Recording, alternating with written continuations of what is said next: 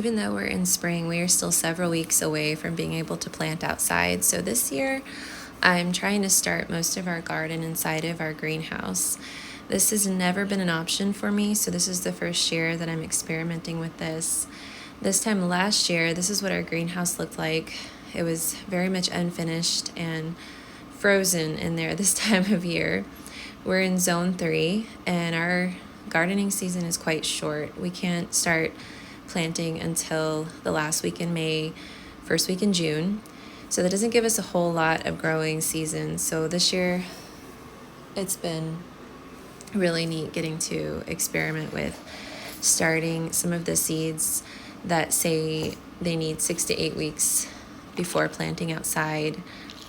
So I just start some of my seeds in these biodegradable egg cartons, and then some of my larger plants that need larger root structure I've been putting into some medium-sized yogurt containers with holes drilled in the bottom of them so that they can drain really well. And we do live in zone 3, so as I've said, we have a pretty cool season, and obviously harsh temperatures in our winter, and we have a shorter season. But last year I had the privilege of talking to someone that grew up in the Yukon, and they were taught to garden by a German farmer there. So that was pretty eye-opening, and I'm going to try to implement some of the things that he suggested. And one of those things is to keep the top layer of soil moist.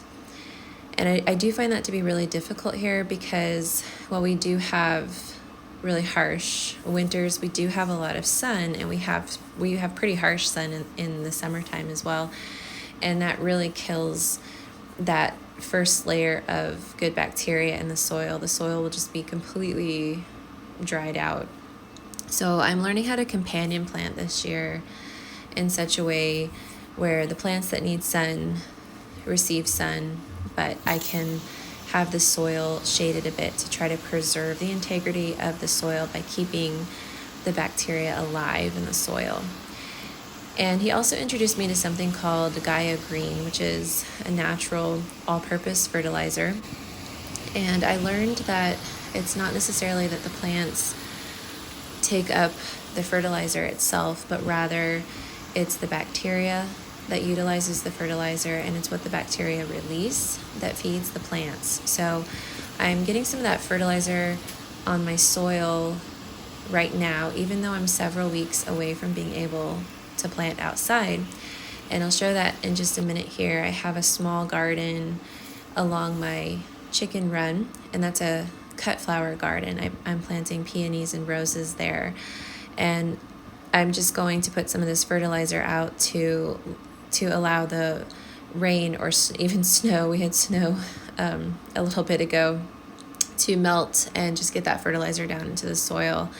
We do have really hard clay soil, so I wanted to share briefly how I prepare a garden bed.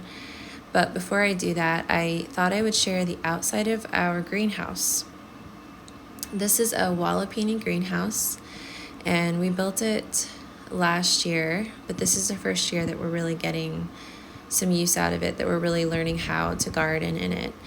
And last year Jeff finished the wiring and put up lights, and that was really neat because we have an outdoor wood burner, and we use that to heat our water as well as it runs our furnace and our in-floor heat. And now he doesn't need to go out and with a headlamp.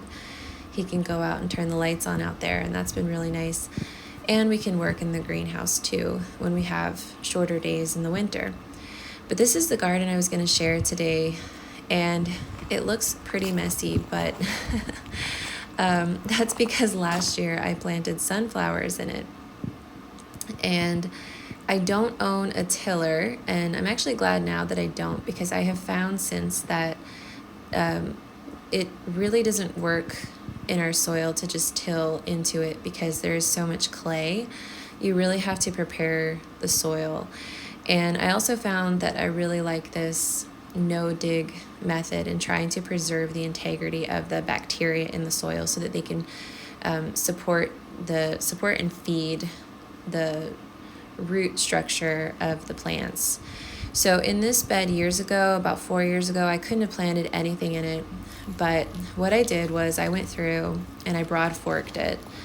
And then I added sunflowers because I read that sunflowers are a natural tiller. So I planted sunflowers in it and then cut them down. And now I'm just fertilizing it and kind of gently hoeing around it.